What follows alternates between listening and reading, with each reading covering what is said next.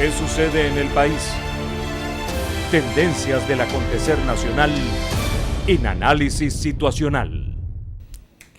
Bienvenidos a Análisis Situacional.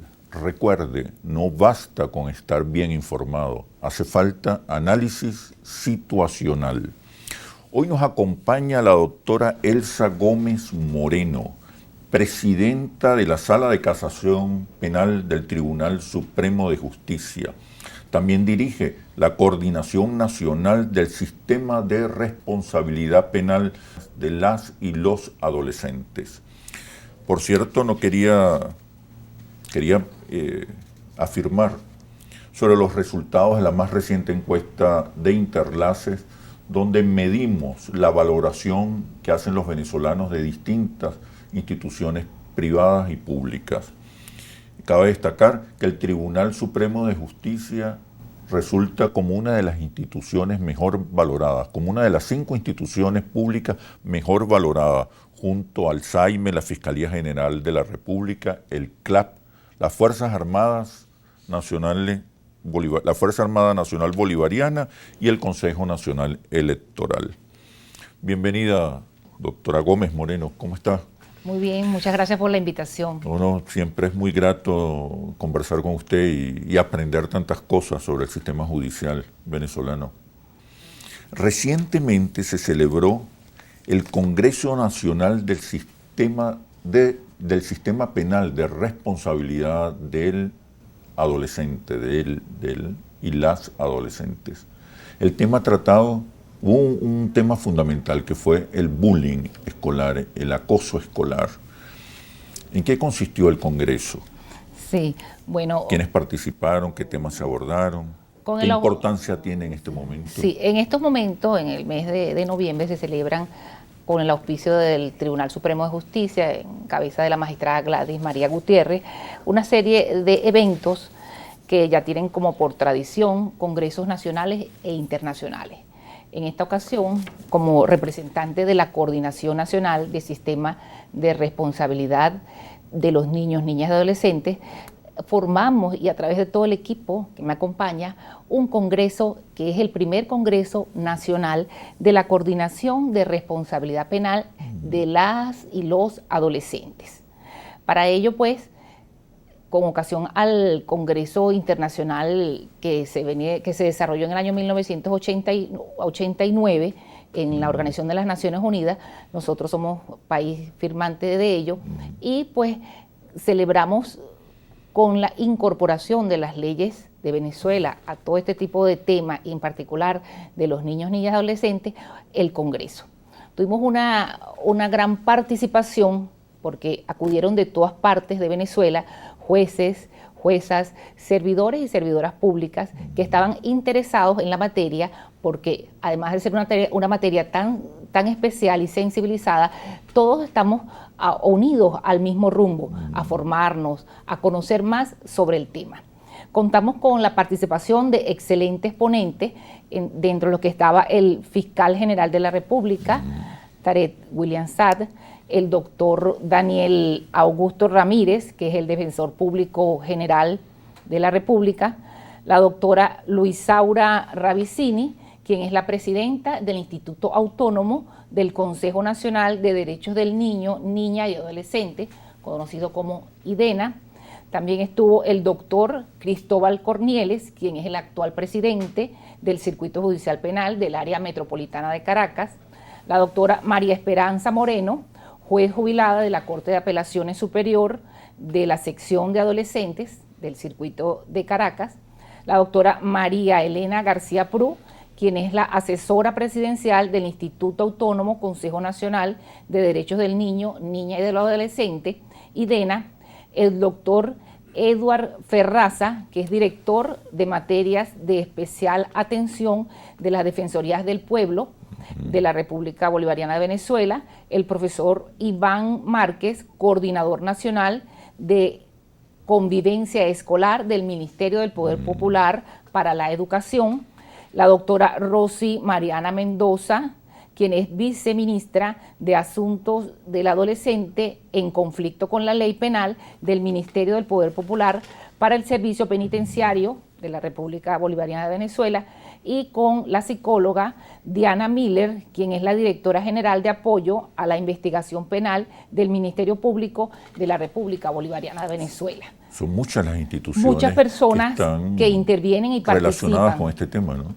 Sí, y todas de su perspectiva abordamos este tema, el tema de la violencia entre pares, específicamente en el sector educativo, conocido también como acoso escolar, conocido también como el bullying, tema de gran importancia en la actualidad, y pues nosotros quisimos dedicar este congreso a ese tema tan especial, tan sensible, y como representantes de la coordinación del sistema penal de responsabilidad del adolescente, queremos llegar a los lugares más recónditos donde nosotros, Poder Judicial, tenemos nuestros órganos de justicia para que ellos estén unidos con nosotros y trabajemos de la mano para que el trabajo sea de eficiencia.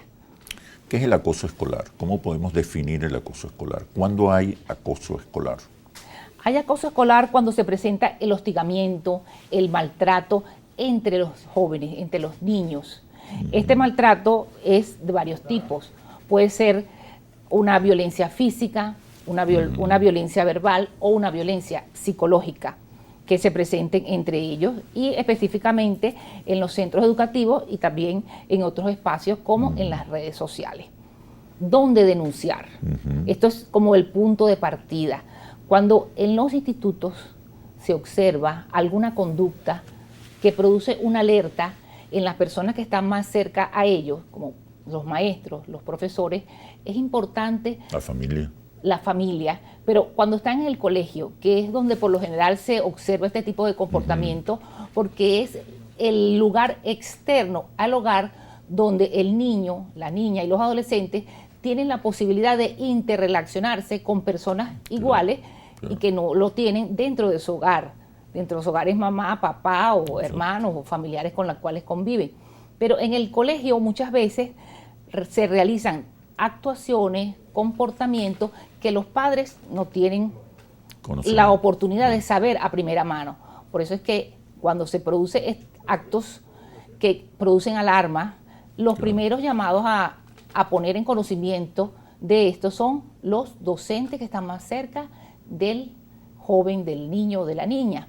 Lo ponen en conocimiento del director y ellos, a través de la observación, pueden determinar si se requiere de la participación de una persona o un ente más especializado que nos ayude a reincorporar a esta persona, a este niño, a lo que se llama el buen trato.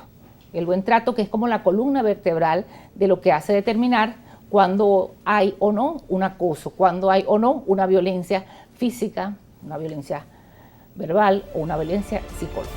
¿Cómo actuar frente al acoso escolar cuando se está produciendo y antes de formular la denuncia?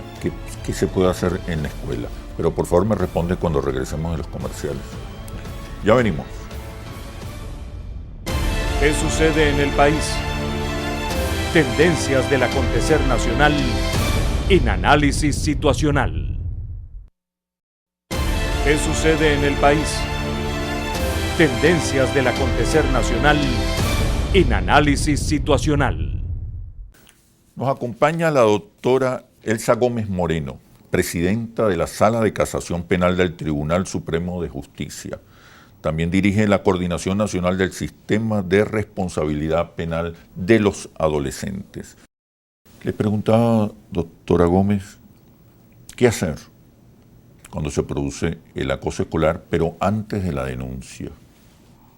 ¿Qué actuar? ¿Cómo deben actuar los maestros y las autoridades? Cuando se produce ese ambiente en la escuela, o de repente en cualquier otro lugar donde estemos en presencia de un niño, es hablar con el niño, con la niña o con el adolescente, comunicarnos con ellos para que ellos nos puedan transmitir qué es lo que sienten, cuál es su inconformidad. A partir de ese momento ya nosotros podemos, como adultos, analizar y poder detectar que hay algo o que no hay nada. De haber algo, entonces se acude al director, que es la persona encargada pues, de la buena administración y de la buena actividad desarrollada en el colegio. Una vez que él también coincide con el que le transmite la información, pueden acudir a lo que son los consejos de protección, que son los organismos encargados de brindarle el mayor apoyo en este tipo de situaciones. Esa es la primera instancia, ¿no? Los Esa es la primera instancia. Los consejos de protección. La primera instancia después del maestro y del director de la escuela. Sí. Se acude a los consejos de protección. ¿Qué son los consejos de protección? Los consejos de protección son los organismos encargados de garantizar los derechos de los niños, niñas y adolescentes.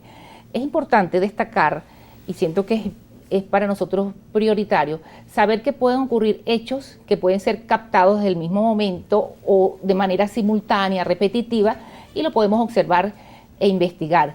Pero, ¿qué ocurre cuando un niño, niña, adolescente comete un hecho que a claras luces es un hecho contrario a la ley? Lo que llamamos flagrancia. ¿Se puede producir flagrancia en una actuación de un adolescente? Sí. Entonces, ¿cómo actuar? Eso es lo que nosotros tenemos que tener siempre visualizado. Si se produce un hecho contrario a la ley por la persona de un adolescente, de un niño, de una niña, se debe de acudir, como decíamos, al Consejo de Protección. El Consejo de Protección tiene un lapso muy perentorio para notificar al fiscal del Ministerio Público, quienes tienen sus departamentos especializados en la materia, para abocarse al caso, y también tienen un lapso perentorio para poner a este niño, niña, adolescente ante la autoridad judicial. Y es cuando entramos nosotros a funcionar, cuando se judicializa un caso y está involucrado un niño, una niña o un adolescente. ¿Dónde funcionan los consejos de protección de niños, niñas y adolescentes?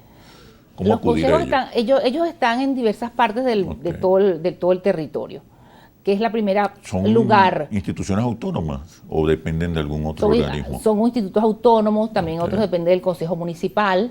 Los consejos comunales, seguramente. Los consejos comunales, sí. Todos esos son los órganos integrantes del sistema de responsabilidad. Sí, es como una primera instancia, antes de llegar a la judicial. Pero está ese órgano intermedio, digamos, que es el que siempre actúa como titular de una acción, que es el fiscal del Ministerio Público, cuya actividad es fundamental en todo esto. Yo quiero que usted me detalle, me explique acerca de la responsabilidad del maestro y del director de la escuela. No son personas ajenas a estos conflictos, a estas situaciones. Tienen una responsabilidad directa y una responsabilidad de tal manera que pueden ser señalados, acusados, procesados, sí, ¿no? Pudiesen eventualmente, dependiendo de las circunstancias, tomar en consideración la actuación que haya desempeñado ese director, esa directora de la escuela, ese profesor, esa profesora de la escuela. O sea, la indiferencia puede ser castigada. La omisión en atender la situación puede ser también atacado. Una de las cosas que se tocó en el Congreso, me pareció sumamente interesante, fue la participación del profesor del Ministerio del Poder Popular para la Educación, y él nos señala que ellos han desarrollado un protocolo de qué hacer ante un acoso escolar.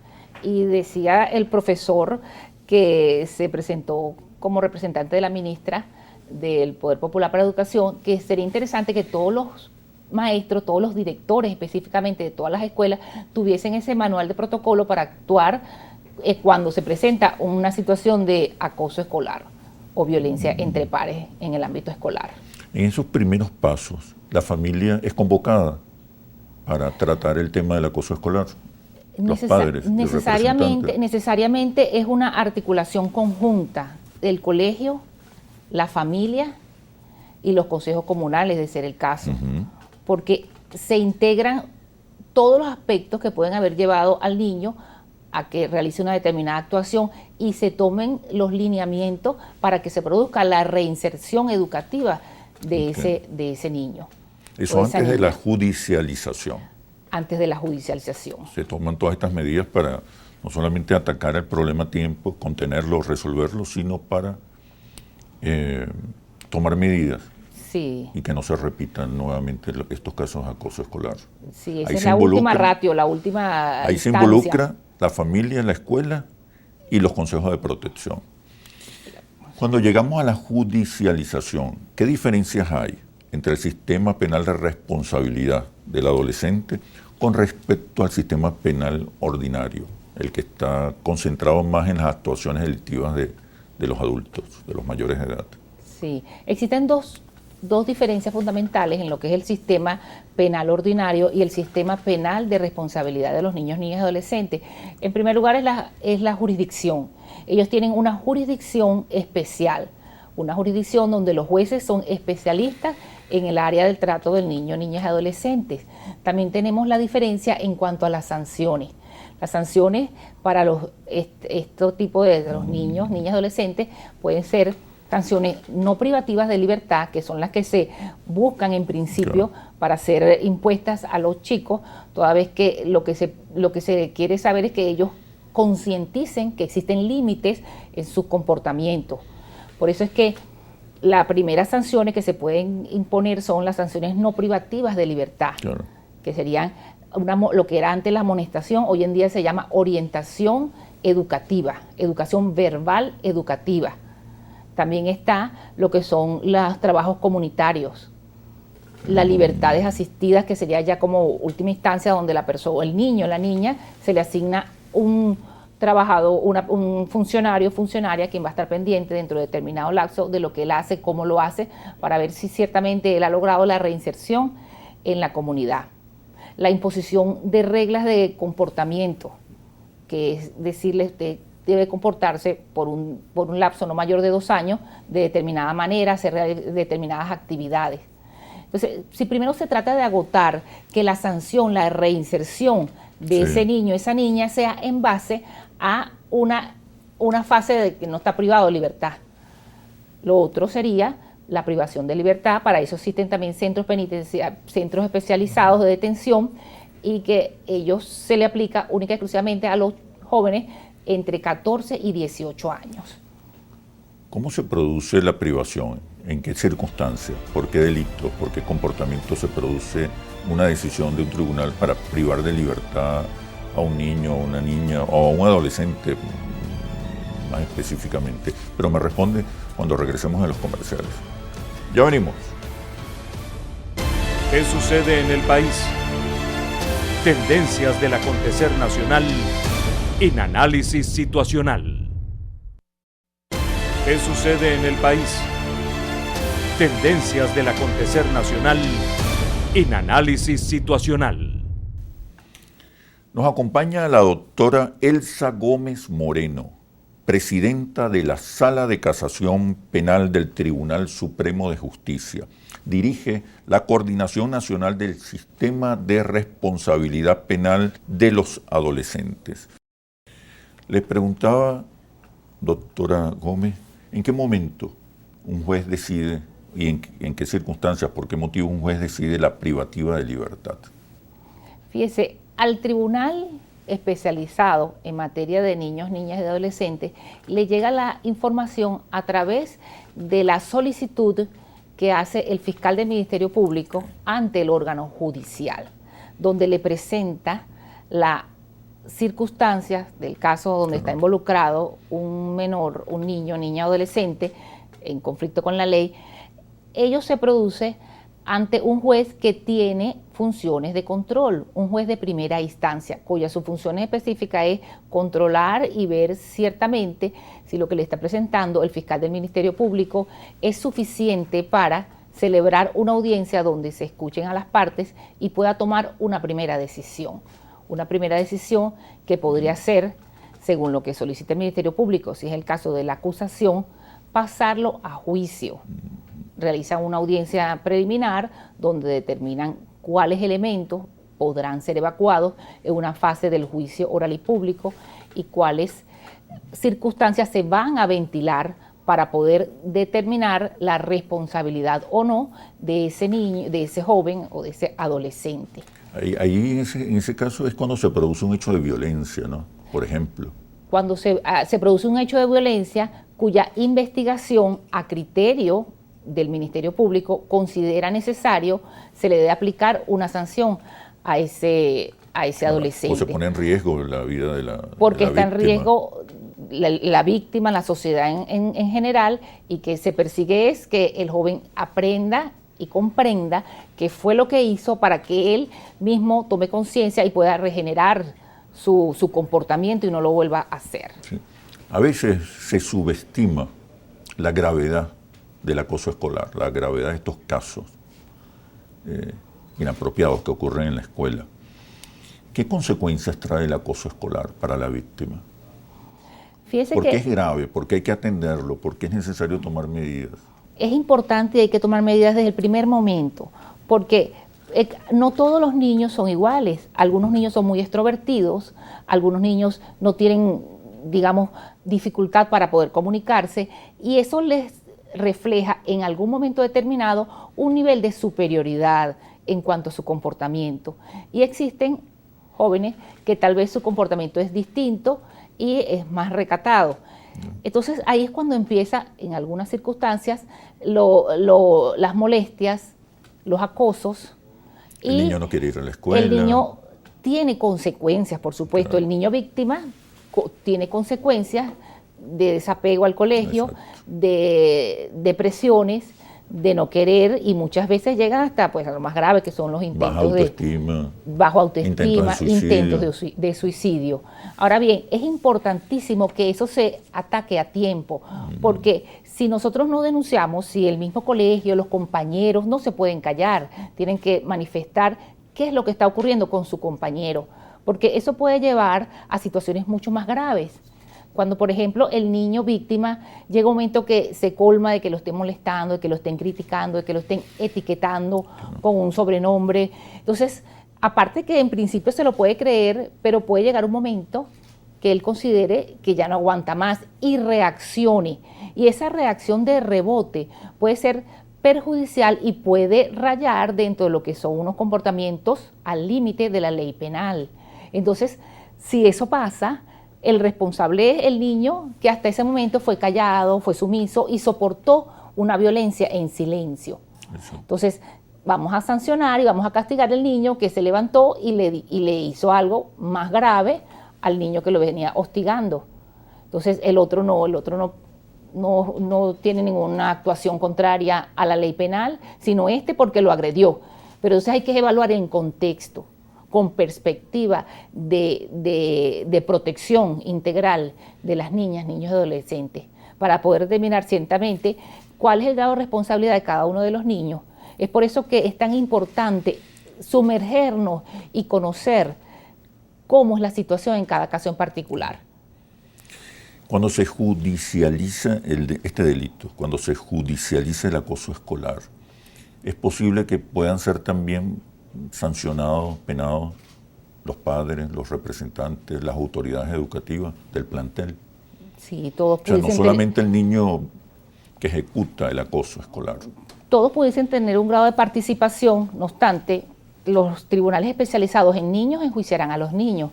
Y en el caso de haber involucradas personas adultas, los tribunales ordinarios serán los que tendrán la capacidad y la condición para sancionar a este adulto que en determinado momento actuó contrario también a lo que establece la ley. ¿En qué caso puede ser sancionada las autoridades educativas o la familia? Dependiendo del caso en particular, cada caso se estudia y se determina el grado de responsabilidad que puedan tener los maestros, inclusive los padres y representantes. Básicamente a veces por omisión, en la mayoría de los casos, ¿no? Por omisión en algunos y casos por estímulo. omisión. El hogar puede ser una fuente de estímulo, de motivación para estos actos delictivos, Sí. ¿no? Y a lo mejor son personas también que requieren de atención y requieren de compromisos, pues, para que su actuación sea enseñada y decirle. No es solamente el niño, sino también el que requiere de atención especializada, son los padres. Pero pueden ser sancionados, ¿no? Con privativas de libertad también. Han sido sancionados. Okay. ¿Por qué se ha legislado con relación a las causas del acoso escolar, a las causas de este comportamiento? Me refiero a legislar sobre las redes, legislar sobre cierta música, legislar sobre ciertos contenidos a través de los medios de comunicación. ¿Qué responsabilidad tienen estos factores?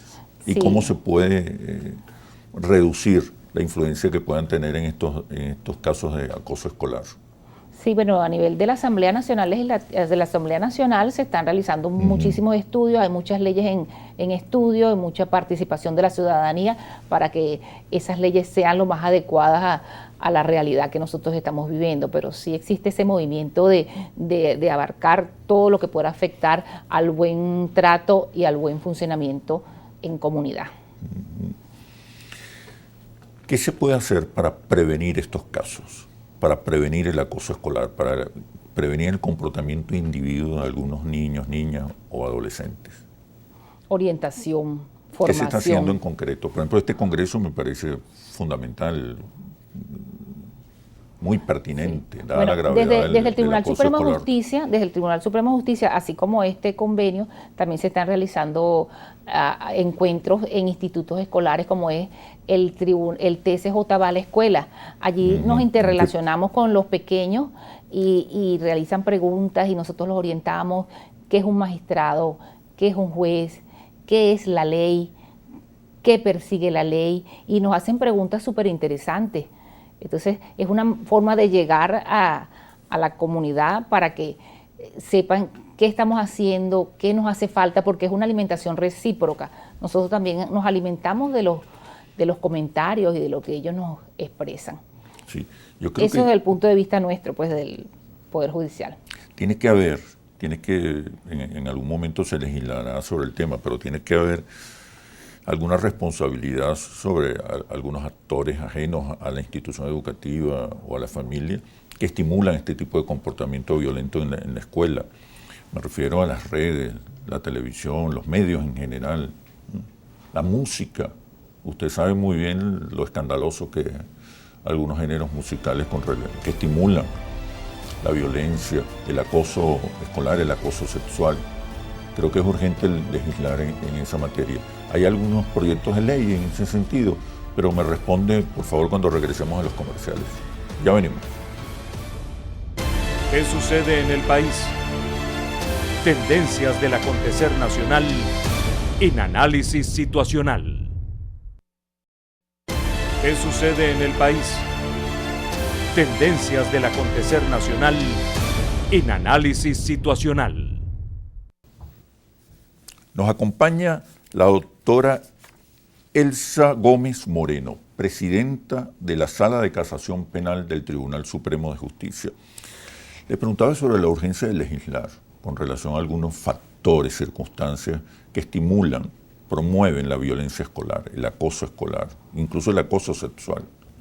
Me imagino que se está trabajando en ese sentido, dada la gravedad. Sí, desde cada uno de los organismos que actuamos dentro del sistema penal, proponemos y transmitimos y tenemos una constante comunicación porque hay comisiones de enlace con la Asamblea Nacional para tratar todos estos tipos de necesidades, y de hecho se trabaja arduamente y ellos tienen un cúmulo de leyes que están trabajando y que siempre estamos con la participación y el enfoque necesario para que sean de excelencia y que lo que se proponga sea lo mejor y que nos corresponda a nosotros como órgano judicial ejecutar.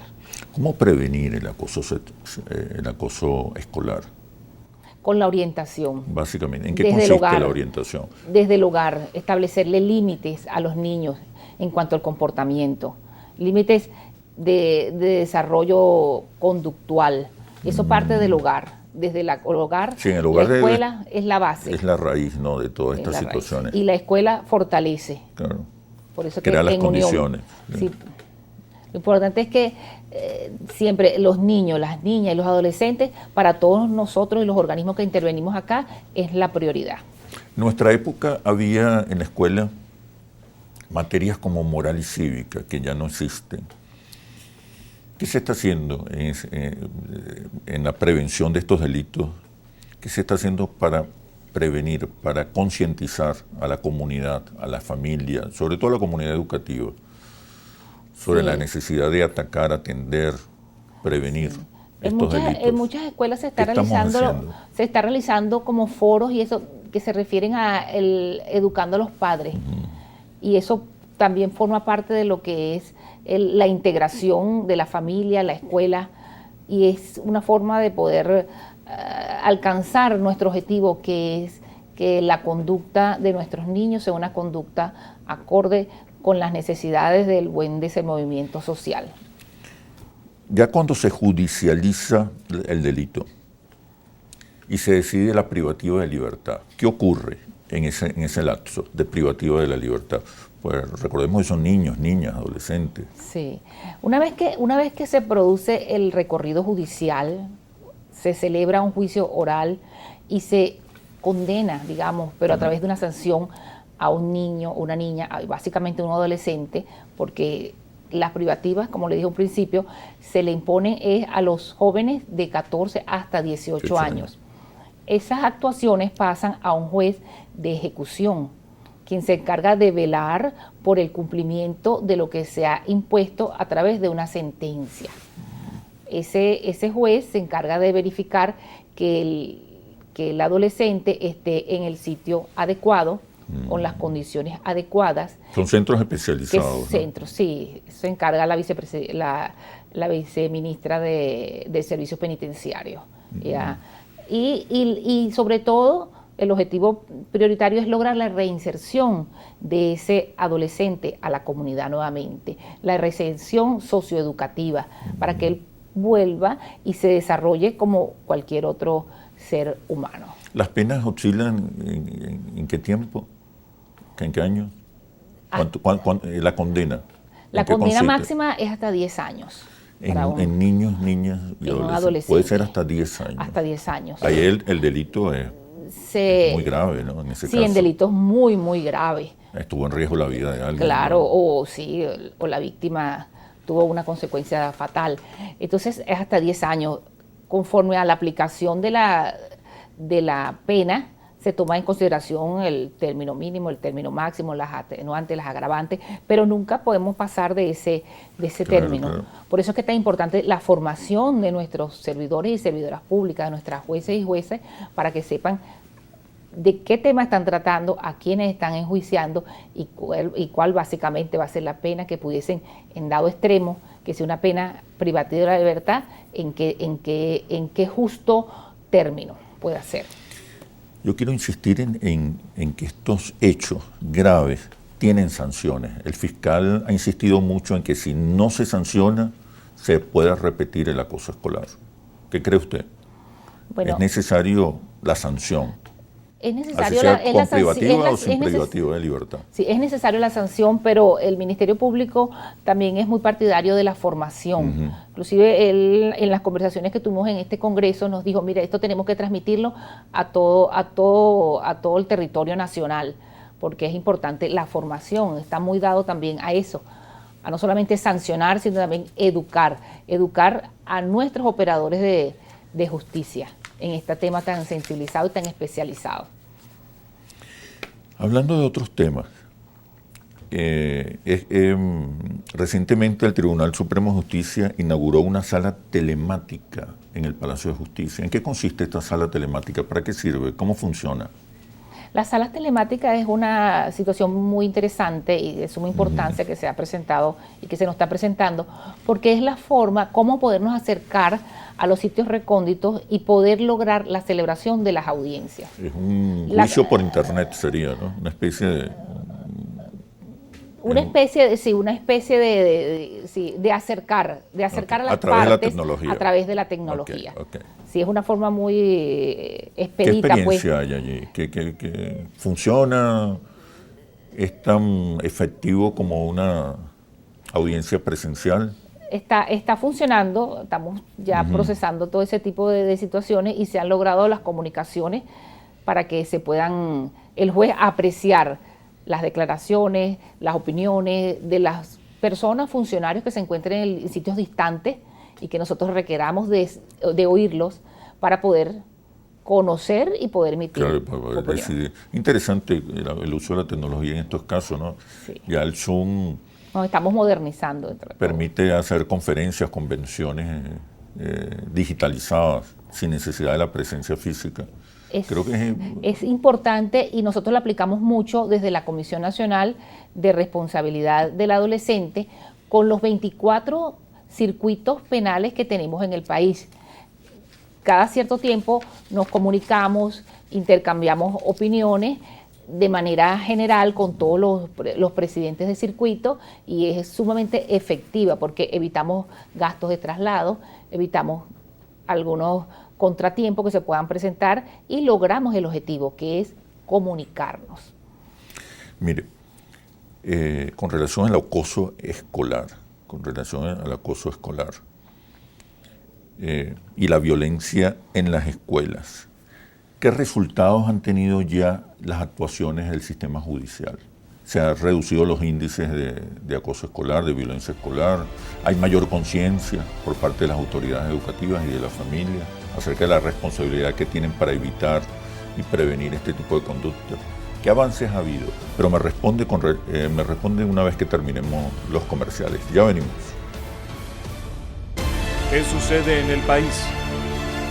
Tendencias del acontecer nacional en análisis situacional.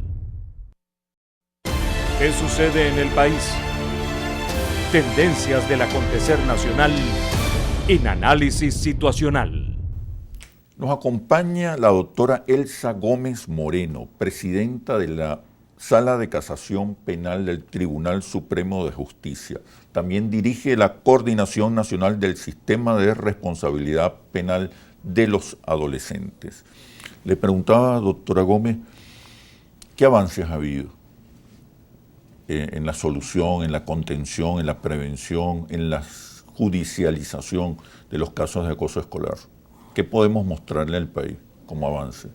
Frente a un problema que se agravaba. Sí, después de toda la orientación, y si persiste y se mantiene la actuación contraria a la ley por los adolescentes, quienes en definitiva son los sancionados de ser privados de libertad, tenemos que sí se ha avanzado porque se han realizado detenciones y hay privativas de libertad. Y hay privativas actualmente de libertad. Hay adolescentes detenidos, hay adolescentes privados de libertad a nivel nacional.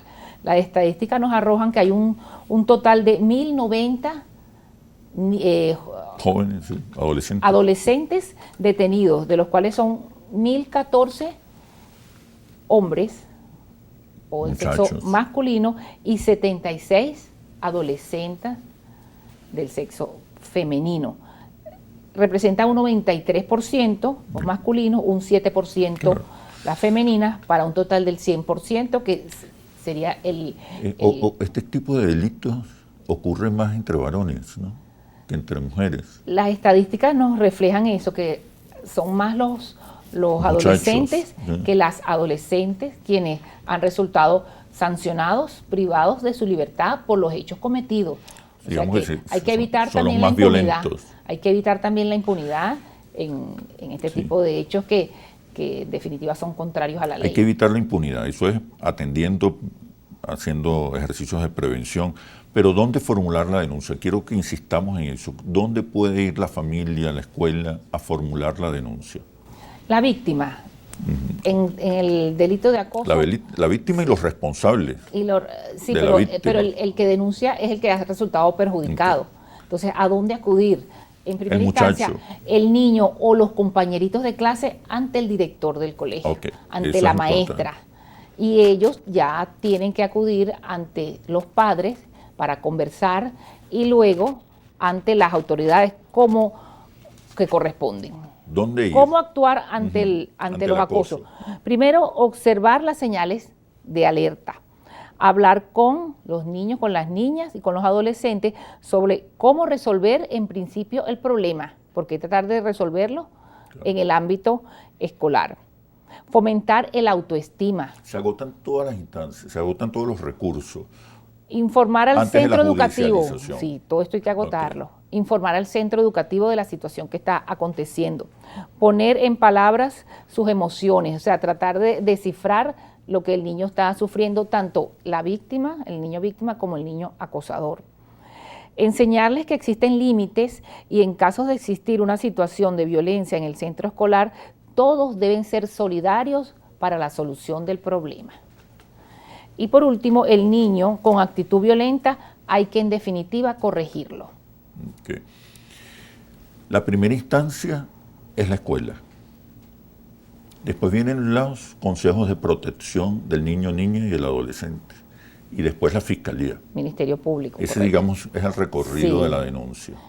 Y el Ministerio Público judicializa. Las Ahí es cuando ya circunstancias. es muy grave la Ya es situación como muy del grave la acoso situación. escolar. Y es en razón de los adolescentes.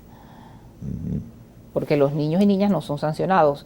Los que son sancionados son a partir de los 14 años, o sea, los Ok. adolescentes. Antes de los 14 años no hay sanción judicial. No, lo que hay es formación educativa, Antes de los 14 orientación, años, ok. atenciones psicológicas. La todo eso. responsabilidad frente a la justicia es a partir de los 14 años, entre los 14 y los 18 años.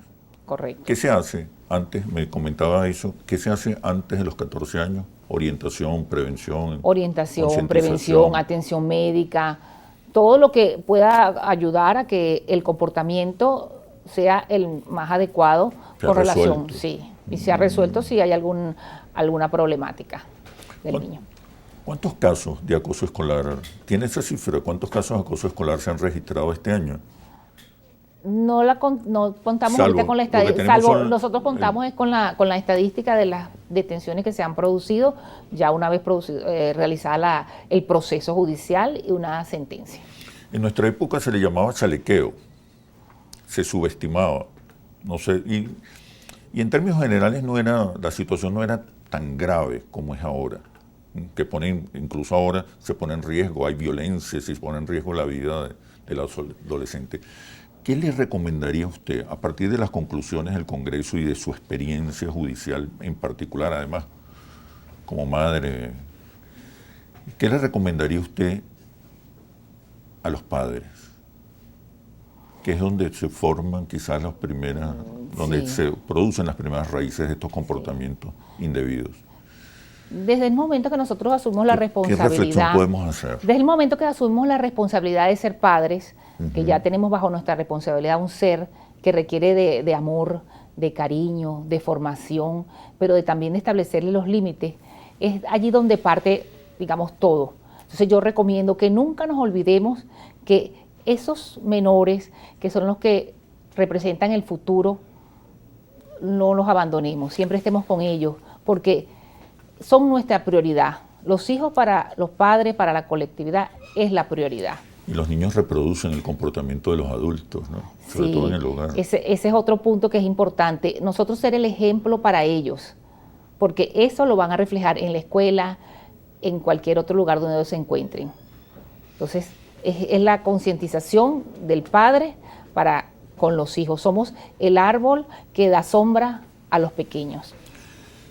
Yo quiero, para terminar este extraordinario programa, donde podemos conocer en su totalidad cómo manejar, cómo gestionar desde el punto de vista judicial, cómo manejar el problema del acoso escolar. Quisiera un mensaje final, tanto a los maestros como a la familia.